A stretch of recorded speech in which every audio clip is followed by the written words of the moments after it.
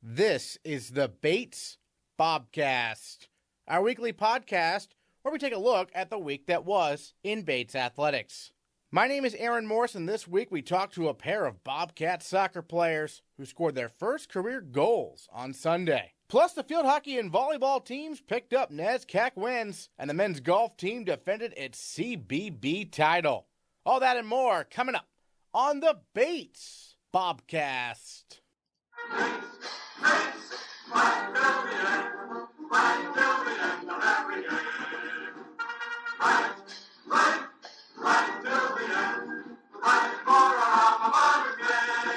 The volleyball team got the week started on the right foot with a 3-0 win over the University of New England on Tuesday.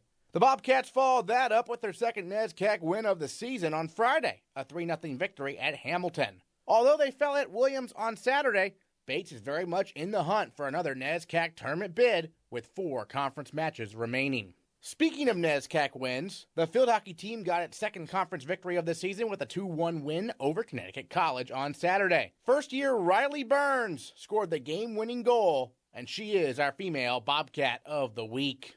First of all, you had the game-winning goal there against Connecticut College. It came in the first half off a penalty corner. Set it up for us. How did it develop for you?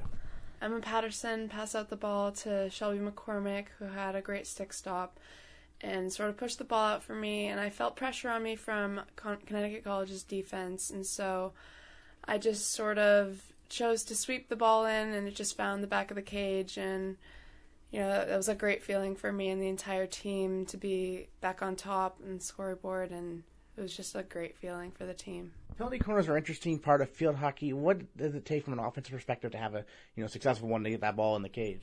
Just finding the openings in their defense is the biggest part. Our coach helps us a lot see the openings in film and practice different corners that are going to work well with their defense and our offense, and just basically working the ball around until we find an opening in their defense. Tell us, when did you start playing field hockey? What first got you into the sport? I first started maybe in 6th grade. I played for my school and I played club year-round. I just sort of fell in love with the game and continued playing until I finally decided I wanted to play in college. Yeah, and so when you started looking at colleges, what about Bates appealed to you? Definitely the team and the community here at Bates. I guess Bates just had that feeling that everyone talks about, has that community aspect, which I love, and then the team was definitely a big part of my choice. Everyone was so welcoming and so nice to me, and I just felt like I would fit really well with them. You're a first year, but Saturday was senior day, and so how cool is it to get the seniors the win there? That was awesome. I mean, they've had such a big impact on me and the rest of the first years, even in the small time we've been here, so it's great to get a win for them and play for them. What have you learned maybe from some of the senior forwards, whether it be Taylor or someone else? Yeah, Taylor has taught me a lot. She's helped me throughout the entire year. She pulls me aside and she always gives me pointers, which has been extremely helpful for me, and it's definitely going to be tough losing her next year. In the classroom, what's been the biggest adjustment maybe coming from high school now to Bates? Definitely the workload, just finding times in the day to do your work because of field hockey, and trying to find time to meet with the trainer and all these different things. It's definitely hard to find time to do your work, and that's probably been a big adjustment, but I think I'm sort of getting used to it finally. What are some things you're studying? What are some classes you've enjoyed so far? I am really interested in math and science, so I've been taking calculus and chemistry this year, which I've enjoyed. Calculus, that's pretty intense, isn't it? Yeah. I mean, I like math. Maybe I'll major in math. Who knows? Gotcha. And then, what are some maybe goals you have for the remainder of the season? Obviously, with what has the team been talking about? What the focus is going into the back half of the schedule? Really just making playoffs. I feel like finishing the season strong. We've had a rough start, but I think that as long as we can finish the season strong and keep winning, I think that that's the most important part to really show that we've improved over the season. All right, Riley Burns, Female Bobcat of the Week. Thanks so much. Thank you. The men's soccer team defeated Maine Maritime 4-0 on Wednesday before falling 2-0 to number 11 nationally ranked Connecticut College on Saturday. Bates was able to bounce back and earn a 3-0 victory at Emerson on Sunday, with senior captain Aleks Marceau dishing out an assist and scoring his first career goal. and he is our male Bobcat of the week. First of all, Aleks, I know you were more of a defensive guy your first few years here, getting more chances on offense this year. Got your first career goal. Take us through that moment. What was it like when you saw that ball go in the back of the net? It's been a fun transition, obviously, to a more attacking role. But we talked about it. It's goals that we've set for the season that we've seen so many times in our head during our preparation that it wasn't that special because it was like watching a movie for the millionth time. And that's a message that we've echoed throughout our team and has been followed through on. And on that particular goal, you had some back and forth passes with Peter Bakken, junior captain. What's he been like as one of the fellow captains this year? Peter's been excellent. He's having a great season.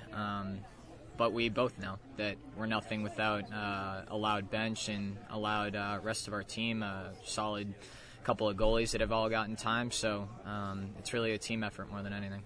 And then, this week leading into your next few matches, what are some points of emphasis you think it's going to be in practice? Because obviously Con College, tough opponent over the weekend, but you got the win to feel a little bit better perhaps, on Sunday, right? Yeah, rebounding is always important.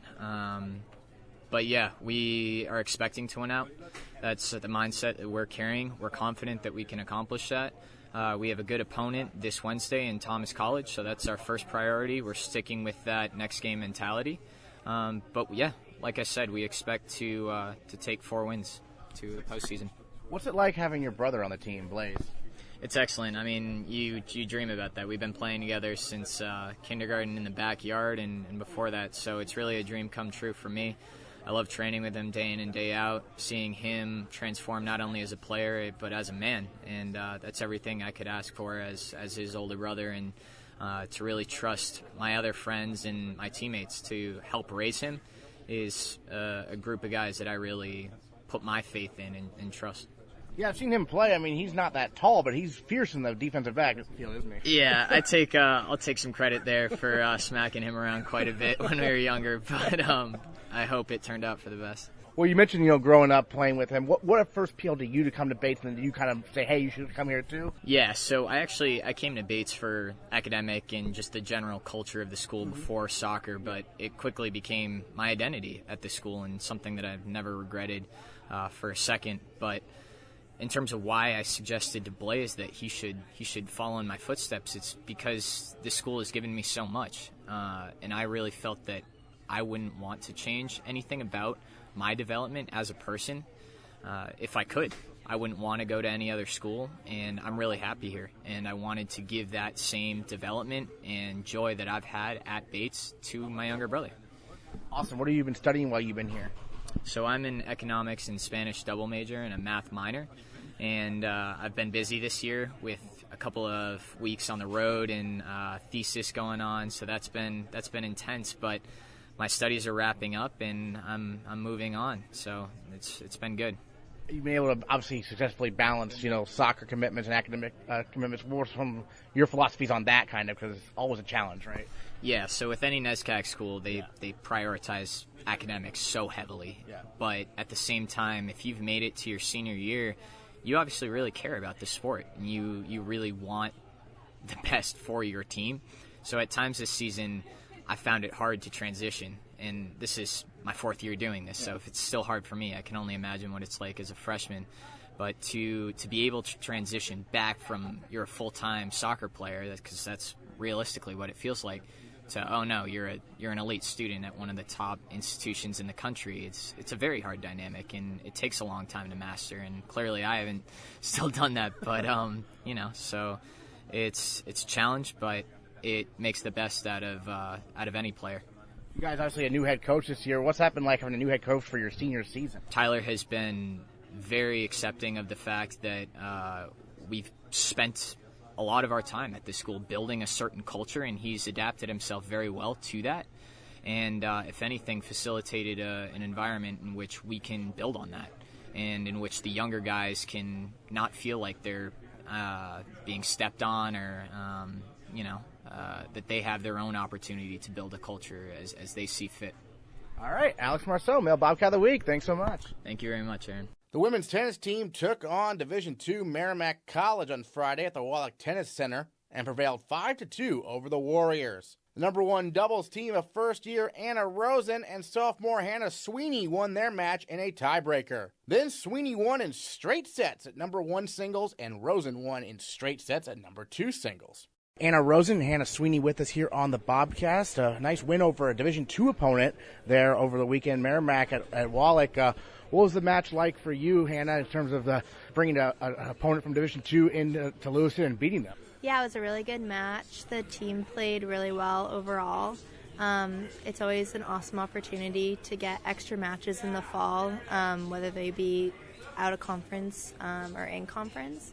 And all the girls had really awesome attitudes and energy, so it was a good experience. Great. And then Anna, as a first year, what's been some adjustments you've been making coming into college and playing right away here? It's been really fun. I love the team environment and how everyone's really cheering each other on.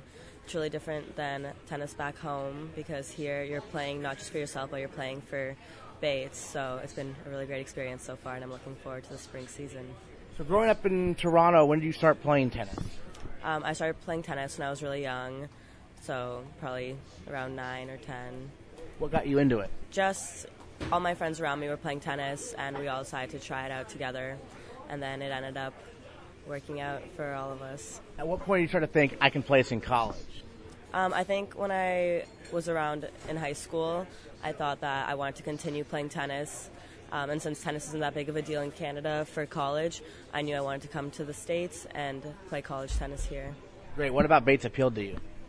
Everything. I loved the school. When I came to visit, I loved the team and the coach, the academics, just the whole school. I knew it was for me. And then Hannah, what's it like playing with her? What's the chemistry been like so far? It's been really fun.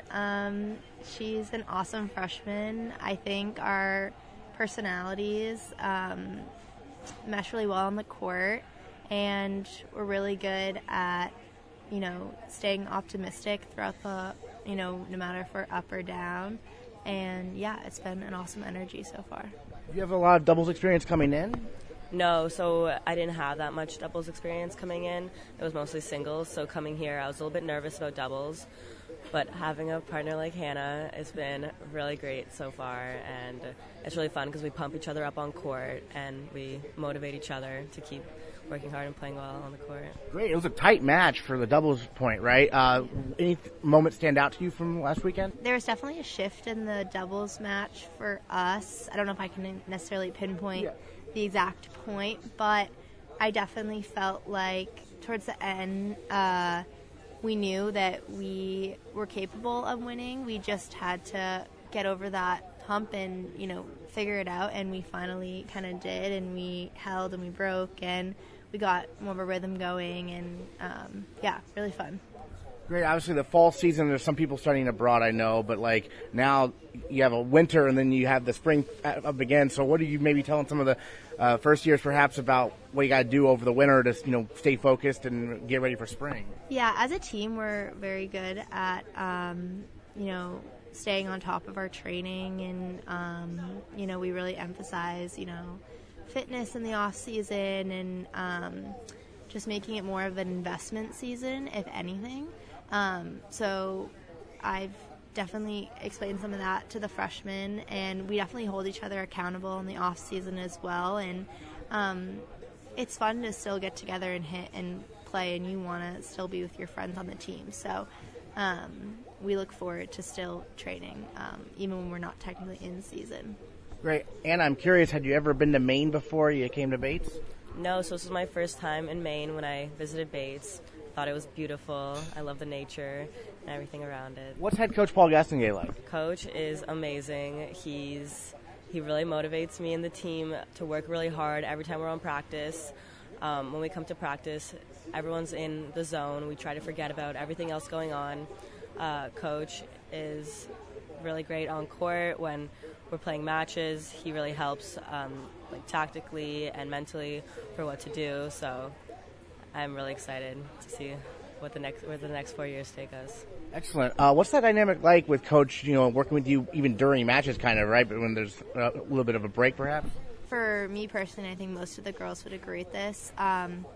Coach is awesome in the way that he kind of encourages you to recollect your thoughts. And I know for me, recently I've had some matches where I was getting frustrated, and mentally I felt like I was maybe breaking down, and he's just the best. Like, he comes over, he calms you down, he pulls you out of that mindset, and he just really emphasizes that tennis is fun and you love what you do, and you can win and you can have fun at the same time, and just remember that, and at the end of the day you'll play well. So All right, Hannah Sweeney, Anna Rozin, thanks so much. thank you. The men's golf team defended its CBB title on Saturday, defeating both Bowdoin and Colby by 3 strokes. Junior captain Andrew Garcia-Bou shot a 78 to lead Bates to its 4th CBB win in the last 5 years. Junior captain Andrew Garcia-Bou with us here on the Bobcast. First of all, obviously at Martindale Country Club, that's your home course, so very familiar. What was your round like? How did it go for you personally? Well, I think being at our home course, it's definitely a lot easier for us. We know all the tricks. We know where to put the ball. And then personally, I just wanted to play kind of conservative and play my own game, play it how I've been playing it in practices, and kind of do what I've been doing there in the tournament, because that's where I was most comfortable, and I knew I could put a best score up by playing that individual game. This was a close one. I mean, you guys won by 3 strokes over both Bowdoin and Colby. They tied. When you're out there on the course, you obviously probably don't have any idea where you're at in the rankings, right? When did you find out you actually win? Well, we found out at the end after we total all the scores, but when you're going through the round, you're kind of just like remembering that every shot really does count, and you can see that here by only winning by 3. Yeah. And like even more than that, it's a matter of just kind of seeing where the other players in your group are and making sure you're either close to them or ahead of them by a little bit. Excellent. Now, tell us a little bit about first year Spencer Silvernail. He seems to be having a nice season, adjusting to college golf. What have you been working, or what have the coaches been working with him, and what have you been talking with him about also? He came in. He's a very solid player. He has tournament golf in his background. He knows what he's doing. He's been playing for a while, and I think that was really just like a great way to come in. And then beyond that, it's kind of just the mental attitude of everything and making sure that you don't get lost when you're playing. And that it's a college tournament. It's a different mental game. And kind of what I've been trying to tell him is just to like stay calm, play your game like you're a good player. He knows what to do. He knows what shot to hit, and he knows how to go about things. And then, so during the actual tournament, how many people are you playing with? Are there people from Bowdoin and Colby, or other teammates from Bates? So it's groups of 3 at the CBB. So it's one person from Bates, Colby, and Bowdoin. So like you know where you kind of stand with them, and you're kind of facing them in your own individual head, but then it really comes down to the end, because who knows if someone in another group puts up an insane low number that kind of just blows everyone else out the water. Yeah, you touched on Spencer coming in with tournament golf experience in his background. When you came into Bates, did you have that type of experience? Yes, I did. Yeah. So I played tournament golf probably since I was 12 or so. So I've kind of known the mental attitude of things. And then I played in high school a lot, and we did very well in high school. So I knew how to come into college with the same attitude and how to go about it and not let any pressure get to me. Got a couple weeks now until the final tournament of the fall, right? Tell us about that one. Yeah, so the last tournament is up in Cape Cod, and it's kind of just a bunch of New England teams. Not all of the NESCACs go to it, though. And it's a very competitive set. It's cold.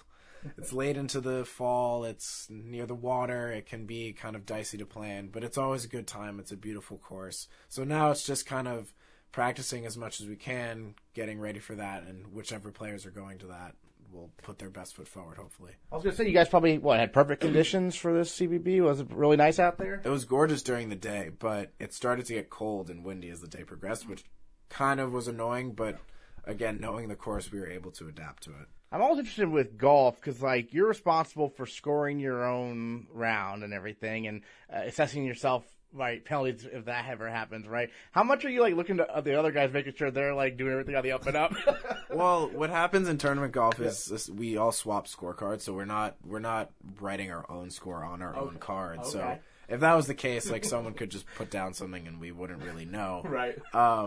But we do have to go over all the scores at the end with each other and make sure we're all on the same page. And then if there's any kind of contesting issue, then we talk to a coach about the ruling and what's the final say. Gotcha. So you're, junior captain, so, one more year after this one. What are some of your goals maybe for the near future for the men's golf team? I think for the near future, I definitely want to implement a stricter schedule when it comes to practices, what we're doing on a weekly basis, when you should meet with the different swing coaches, what you should be thinking, and even trying to have like a mental check with people and just making sure that going into a tournament weekend, they're all settled and not worried about anything else going on, because obviously we're college students too, and we have tests and it's midterms now, so like that was definitely on the mind, and kind of just making sure everyone feels like they're in a good place, has like a weekly schedule that they know that they can get help on certain days, and just going about it in kind of a more not relaxed but a simpler and scheduled way, and then hopefully getting some more fitness in there so people can start hitting it even further than they are now. We have some people who do hit the ball ridiculously far. I mean, Spencer hits it far, Julian hits it far, Liam demolishes the ball. I mean, unfortunately he's not going to be with us next year, but he's caved in like 3 clubs before, so like he's a monster. But we all have really long hitters, which is great for a lot of these holes because they're shorter par 5s where we can score and we have good opportunities. I was curious, you mentioned the mental aspect of it, right? You're all college students, you have other stuff going on. Golf for a lot of people is very frustrating, but it could be relaxing. So do you find it more frustrating or relaxing, or does it depend on the day? It really depends on the day. I mean, a lot of the time we joke around and we just look at each other like, golf is hard. Yeah. But then some days it's just like, this is so easy. Why can't we do this every day? And it changes from day to day, and it's so individual, but it's also so like team driven at the same time, because you want to have each other's backs, but at the same time you're not going to see everyone every second. Like, you see them maybe in passing for like 5 seconds, and you kind of just be like, you got this, like just stick it out. So in that regard, it's kind of just like keeping the bad thoughts out of your head, trying to stay positive, and forget about whatever hole you just had, regardless if it was good or bad. I mean, you can use the good ones to like motivate you further, but you really have to get the bad ones out of your head, because it can really keep you in a funk. All right, Andrew Garcia-Bou, thanks so much. Thank you. After falling to Connecticut College on Saturday, the women's soccer team defeated the University of New England 3-0 on Sunday. Senior Anastasia Leff, who joined the team this season, scored her first career goal in the win. Anastasia, first of all, you're a senior, but this is your first year on the team. How did this develop? What made you decide to come out for the team this year? So my freshman year, I was looking at playing for Bates, but then I had an injury coming out of high school, and so it didn't really work out. And then the following years, I wasn't able to be back in time for preseason, and by junior year, I kind of figured that it was too late to join the team. But I had a lot of friends on the team, and I had jokingly said one day that I was going to try out as a senior, and they all encouraged me to. And then I went and talked to Coach Ross, and she was really, really open to it and very welcoming. And so I just decided to go for it. I really miss playing soccer, so I'm really happy that I had this opportunity to join the team for my last year here at Bates. How'd tryouts go? What was your reaction when you found out you'd made it? Tryouts were interesting. There's definitely a lot of running, so I had to do a lot of preparing for that this past summer. And then I got the email, I guess it was a Friday morning, that I had made the team, and I was honestly just kind of overwhelmed. I was really, really excited and happy. I had called my parents and told them, and they were really excited for me as well, so that was nice. Terrific. And what was your first match like? What was your maybe your welcome to Division III soccer moment? My first time I got on the field was against Hamilton, and it was really exciting. I was obviously really nervous, but I was really excited about how I played. And then our next game was against Bowdoin, and I thought I played really well in that game as well. So yeah, it was just like really exciting. It was really fun to get back on the field and play at a really competitive level again. So yeah, and I really love all the girls. It's been really great this season. What did you do over the summer to prepare for this at all? So I was up in Maine for the summer working as an intern for a company, and so I didn't really have a league to play for, so I kind of just, I went out and I bought a soccer ball, and I went out on a field that was open every day, and I just went and did some dribbling drills, shot on the empty net as much as I could, and really tried to prepare myself conditioning-wise for the running that I knew I was going to have to do for the season. I take it the people you knew who were already on the team told you there were going to be a lot of running? Yes, it was definitely get ready for the 120s. Those are going to get you. So I definitely did a lot of those over the summer. Terrific. And then the goal you scored, your first career goal, take us through it. So I think Kat had punted it up the field, and we had gotten it down in their defensive third, and the ball had popped out, and I saw the defender in front of me. She definitely had a few inches on me, so I decided to just go for it and take her one-on-one, and I cut it over to my left foot, which definitely could have gone one of two ways, shooting from my left foot. But yeah, I got it into the left side of the net, and so that was really, really exciting and fun, and everybody came over and cheered for me. You said you knew people on the team. Did you go to a lot of the games as a fan? I did go to a few of the girls' soccer games, and I obviously go and watch the boys a lot, so I think it was just watching the games really kind of got me going, and I was really excited about joining the team. I definitely miss playing soccer, so that's definitely why I decided to try out. Okay, so take us back. You're from Kentucky, right? Mm-hmm. So when did you start playing soccer as a kid? So my family and I had moved to Kentucky in 2005 from the UK, and obviously soccer is huge there. Big Manchester United fans.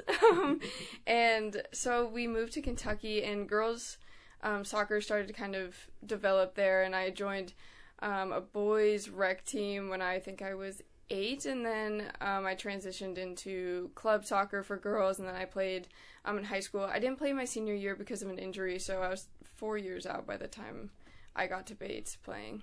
What attracted you to Bates coming up from Kentucky? So I was looking at all the NESCAC schools. I actually play ice hockey as well, so I was looking at Middlebury for ice hockey. And I was recruited there, but then my injury senior year of high school kind of took that away, and so I visited Bates, and I just felt so comfortable at Bates, and I wanted to go to a school where I felt comfortable if I didn't play on a sports team, that I would feel comfortable there. So yeah, and I really, really love Bates, and I've loved it every year I've been here. What are you studying here? I'm a Chinese and economics double major. Okay, nice. Yeah. What prompted that, I guess? I actually came in as a pre-med student, which I feel like a lot of people do, and I was in the middle of my biology class, and I just decided that I really did not like biology very much, and I've taken 4 years of Chinese in high school, so that was kind of a given for me, and then I started taking economics courses, and I really liked them, so I just decided to go for a double major. So were you born in the UK then? I wasn't. I was born in Ohio, but I was about 2 when we moved over to the UK. So, what was life growing up in the UK like for you? It was definitely a very quaint lifestyle. We lived in a very small village, and I went to a small little private school. It was very cold and rainy, just like it sounds. But yeah, I really loved it. It was a really, really quiet childhood, and I really enjoyed it. Was there a cultural adjustment moving to Kentucky? I think since I was so young moving over, it wasn't too bad. I did have a British accent, though, so I have lost that since being in Kentucky. Right. Yeah. But you don't have a southern accent at all. No, I don't. I say y'all every once in a while, and people like to tease me for that, but that's about it. Gotcha. And then, what did Kelsey, say to you when she told you made the team? What did she say to you about, now what's the next steps, kind of? Yeah, so Kelsey kind of pulled me aside the next day, and we just kind of talked logistics, and she had told me that she found it so interesting that I had these 3 years, of experience here at Bates. So I have kind of that knowledge about Bates, and I can share that with a lot of the newer people. But it's still my first year on the team, so I have a unique perspective in that sense. So she was definitely just encouraging me to reach out to all the grade levels and just kind of bring the first years under my wing and share my experiences at Bates, but also enjoy my experiences as a first year on the team. Right. I was going to ask, actually, you mentioned your ice hockey background. Did you play on the club team here at all? Yeah, I do. I played all 3 years, and I'll be a captain this year on the team. So, yeah, it's been really fun, and it's definitely a more lax schedule and practice kind of deal, but it's still really, really fun. I really love those girls as well. Well, that team, they haven't lost, what? You guys haven't lost for a couple of years? Is that right? Yeah, I think since my freshman year we have not lost a game. Yeah. And that's cool because you get to, a lot of field hockey players play that too, right? So you get to interact with some of the other varsity athletes as well, right? Yeah, there's been a lot of crossover with the varsity athletes on different teams. There's been a lot of soccer, lacrosse, and field hockey, so it's really fun to see those girls outside of the super competitive D3 sport, and we just can have fun with the club hockey team, so it's really fun to get together and do that with the girls. Great. Well, any other thoughts on the rest of the season, what you're most looking forward to? The season has just gone by so fast. I guess there's only 4 games left now, I think. Just make the most of them. It was my last year, I guess, so just trying to have fun with it and get on the field and do as best as I can when I'm out there and just make the most of it. All right, well, Anastasia Leff, last year and the first year on the on the women's soccer team. Thanks so much. Thank you. After falling behind 17-0 in the first quarter, the football team kept it close with Williams, pulling to within 10 points on a Christian Sanfilippo touchdown run with 22 seconds left in the second quarter. After a scoreless third quarter, the Eafs tallied a pair of touchdowns in the fourth to prevail 31-7. Head coach Malik looks back on the Williams game as the Bobcats prepare to host Wesleyan this Saturday at 1 p.m. on Garcia-Bou Field. Fifth quarter here on the Bates Bobcast with the head coach of the Bobcats, Malik. And Coach, obviously Williams, you knew they'd be tough. They beat Trinity, who was the defending league champion coming in. What were your impressions, first of all, about what the Eafs brought and what you guys brought? Because after a slow start, you guys were able to stay in it, until they pulled away a little bit there in the fourth quarter. Yeah, I think, again, good is the enemy of great, and unfortunately, we have not beaten good yet. Williams has a great team in terms of chemistry. I think they all play well together. Number 7, who is a very dynamic back, we kept under control until the end of the game. And 2, who has a dynamic arm and dynamic on the ground. We kind of kept him at bay. The goal every week is to empty our tank from an effort and attitude standpoint and get the game into the fourth quarter. This will be the third time that we hit our goal, and yet we have yet to pull off a W. But in due time, I think the win will come the more we understand what margin the error is in the fourth quarter. And at the same time, again, if we're playing the best on the front end, what better way to learn how to win a game by losing to the best of the class or the best of the schedule? If that be true, I think that if we do a lot of heavy lifting early and learn from some of the sores of the heavy lifting, that we should be able to lift a little more weight, be a little more efficient, a little more dynamic as we keep going. But, to put too much credence in that suggests that it's not hard to win every weekend. And it also suggests that we don't respect our opponent after the top 4, which is not real and is not NESCAT reality either.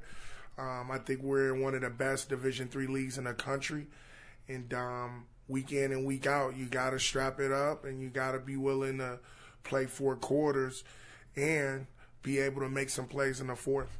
Yeah, what you're referencing there is your 4 opponents have a combined 1 loss, and that was to one of the other 4 opponents when Williams beat Trinity. And so the 0-4 record, but arguably the 4 best teams in the league. You touched on it there, though. Have you messaged that to the team that, hey, you've been battle-tested now and you're ready for the back half of the schedule? Well, more than dealing with the league in terms of battle-tested, we try to talk to them about, listen, guys, now we're officially 60 days of knowing each other. Yeah. And just the day-to-day repetition of just mantra alone, effort and attitude, hard to win, all of that is just messaging and reps. Repetition being the father of learning. We're learning with it counting. Like, we can't say we're practicing in the course of a game. That's not real. However, unfortunately, we are learning in the course of a game because we haven't had the time with our guys that will gap out some of the learning curve, i.e. being on the goal line this week against Williams. It was no way I was kicking it. The one thing that I could have done differently is call a timeout so we wouldn't have the pressure of the clock against us to score. But again, that's now that I'm learning our team a little more, that would have been beneficial for them, for our offense. The second piece to that is, if we're learning because we had the heavy lifting up front, then now, if all to be true, we should see a major jump in our progression. But progress is a result of something that you've done right, which I'm constantly talking to our guys about. The progress that we're looking for is going to be based on a process in which we output. So don't focus on the result as much as focusing on the process, because if we get the process right, we'll get progress along the way. You touched on that goal line situation. You guys were down by 10. You were kind of on the doorstep there, first and goal. 4 straight runs, and Williams was able to stop them. It's tricky down there, right? Especially in your guys' type of offense. Tell us a little bit about how the game kind of changes when there's less space like that. You know, the field is 53.5 yards in width, and that's the only thing that stays standard when you get to the one. Yeah. It is no longer a 110 or 105-yard field anymore. It's just 53.5. I think we didn't do a great job using the width of the field, but at the same point, I think it was important for our offensive line to say, hey, we're running the ball 4 straight times, and to put that weight on their shoulders. And again, in a perfect world, we would have drilled those scenarios easy 50 times. In our case, we've only drilled it 15 times. But the lesson for the offensive line, and again, we're learning in live games, the lesson is I want our offensive line to want that pressure. I want that if I call a timeout in the next scenario like that, they look me in the eye and say, Coach, run behind us. Because that speaks to the will of our players. And once we can create an atmosphere where they want that pressure, then that pressure turns into confidence because of all of the preparation and all of the learning and all of the failure that happens along the way before you get to that breakout moment or that progress moment. But all in all, I think we wanted to punch it in. We punched that in, and we changed our approach a little bit offensively and defensively because of that. But, you know, hey, the game is played on the field. And for all of the theory that we talk about after the game or before the game, what happens in the actual game is what you have and what you get. And that's where we were. We were on the one and didn't get it in. And that probably was the definitive moment in that game where the momentum, the pendulum swung back to Williams. And unfortunately, we weren't able to absorb that pendulum swing or momentum swing to maintain and keep it a 3-point game. And that's why it's hard to win and hard to finish. And our guys have to grow from every moment that we have on the field. Our coaching staff has to grow from those moments. And it's my belief that our fan base will grow in those moments. And then Liam Spillane had a great game. He blocked a punt. Take us through the block punt. You know, we believe in being aggressive on every front. And, you know, Liam, look, some guys just have a knack for understanding the game in critical moments. And because we drill it. You know, if you remember the first game against Amherst, we got a running into a kicker penalty, right, which inherently changed the outcome of that game. Well, we blocked the punt. It changed the momentum swing and that pendulum swing in our side of the ball. And whenever you can get the big mo rolling, I think it gives you some extra juice. It gives the fans some extra juice. Unfortunately, we didn't capture the mo long enough. But I think that certainly gave him some added motivation on offense and him carrying the ball. Joe Frake back, is that right? How about that? Yeah. Good morning, Joe Frake. Listen, Joe Frake is our emotional leader, man, and I think offensively and defensively, guys seeing him on the field, it gives our kids a sense of confidence, and it certainly adds to the juice factory. I think, you know, he had a few good tackles. You know, he was tested in the air one time, and he didn't come up big with it. But, you know, listen, you're not going to make every play on the football field. And for a kid who's a senior, who wants nothing to be out there with his brothers, you know, I applaud his efforts into just getting back off of injury reserve on top of playing a new position, by the way. So all in all, I was pleased with his return. I was more than pleased with how our guys received his return.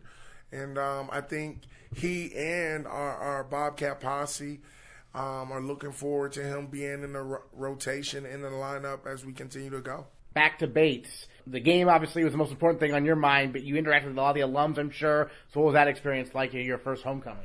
I think more than anything of being back to Bates with alums, we want to put a product on Garcia-Bou field that they can be proud of.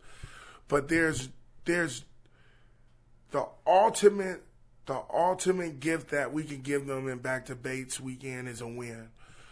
Unfortunately, we didn't get that win, but I think we gave them a product that they can see that's going to get better, that's going to grow, and that they can see themselves growing with that product. The world likes an underdog, but the world does not like a loser. And so at the end of the day, like the gift that we wanted to give, we couldn't give.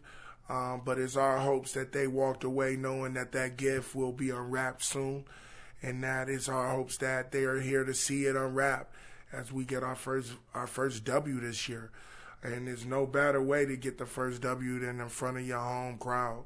So unfortunately, we did not give them the gift of a W, but I think we gave them a vision of the future. All right, so this week in practice work, there'll be some main points of emphasis from the coaching staff to the players heading into the Wesleyan game, another home game this weekend.